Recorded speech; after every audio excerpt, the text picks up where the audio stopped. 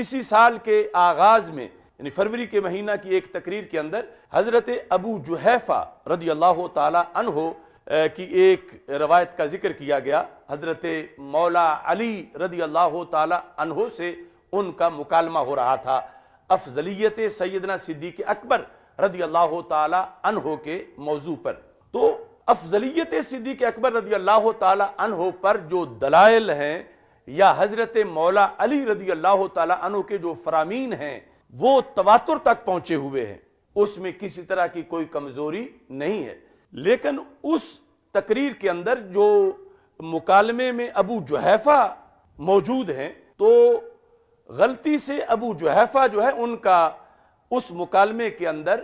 صحابی ہونا جو ہے وہ پیش نظر نہیں رکھا گیا، کیونکہ حضرت مولا علی رضی اللہ تعالی عنہ کے پاس اس عہد میں ایسے لوگ بھی ایسے اعتراض کرنے کے لیے آتے تھے جو بد عقیدہ ہو چکے تھے، اور اس کی کئی مثالیں موجود ہیں۔ تو اس بنیاد پر وہ تذکرہ واحد کے لفظ کے ساتھ یعنی اس کے ساتھ کیا گیا، اور ان کا یعنی صحابی ہونا یہ میرے پیش نظر نہیں تھا۔ بعد میں جب ان کے حالات مزید دیکھے تو وہ چھوٹی عمر کے صحابی ہیں، اور پھر دور حضرت علی رضی اللہ تعالی عنہ میں جب وہ گفتگو کر رہے تھے امیر المومنین خلیفہ چہارم رضی اللہ تعالی عنہ کے عہد میں بھی وہ زندہ تھے، اور 74 ہجری تک اور بعد میں اس سے آگے تک بھی ان کی زندگی بیان کی ہے۔ تو ہمارے نزدیک صحابی کیا تابعی کیا بعد والا کوئی صحیح العقیدہ عالم دین بھی وہ یہ شان رکھتا ہے کہ اسے واحد کے لفظ کے ساتھ ذکر نہ کیا جائے اس سے،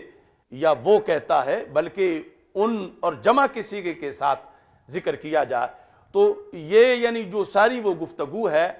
ان کے لحاظ سے جو وہاں پر ہوئی، جو آگے ڈائلاگ ہے وہ سارا بالکل صحیح ہے۔ یعنی حضرت مولا علی رضی اللہ تعالیٰ عنہ کا یہ فرمان کہ اللہ کے رسول صلی اللہ علیہ وسلم کے ظاہری حیات کے بعد جو سب سے افضل ترین ہیں وہ سیدنا صدیق اکبر رضی اللہ تعالیٰ عنہ ہیں، لیکن حضرت ابو جحیفہ کے لحاظ سے جو گفتگو ہے اسے حذف سمجھا جائے کہ وہ ساری کی ساری گفتگو صحابی کی شان کے لائق نہیں، اور نہ ہی صحابی سمجھتے ہوئے انہیں وہ گفتگو کی گئی، بلکہ وہ اسی جہت میں کی گئی جس طرح کے دیگر بہت سے قائلین جن کا عقیدہ صحیح نہیں تھا، کیونکہ اگر تابعی ہوں تو پھر بھی ہمارے سر کے تاج، پھر بھی ان کا تذکرہ ویسے نہیں ہوگا جیسے کیا گیا،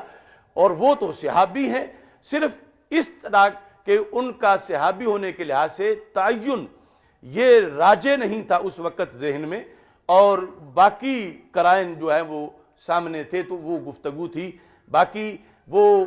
اللہ تعالیٰ کے فضل سے ایک عظیم صحابی ہیں، اور صحابہ کے لحاظ سے جو ہمارا نظریہ ہے کہ ان کے ذکر کے لحاظ سے ہمارے آقا صلی اللہ علیہ وسلم نے فرمایا اذا ذکر اصحابی فامسکو، جب میرے صحابہ کا نام آئے تو احتیاط سے بولو، اور ایسے ہی اہل بیت اطہار علیہم الرضوان کے لحاظ سے تو وہ سارے فضائل اللہ کے فضل سے سیدنا ابو جحیفہ رضی اللہ تعالی عنہ کے لیے بھی ثابت ہیں، اور عدم توجہ کی بنیاد پر جو واحد کے لفظ کے ساتھ ان کا تذکرہ ہوا یا اس کے ساتھ جو منسلک تھوڑی سی گفتگو اس تقریر میں ہے، یعنی اس کو ڈیلیٹ کیا جائے، اور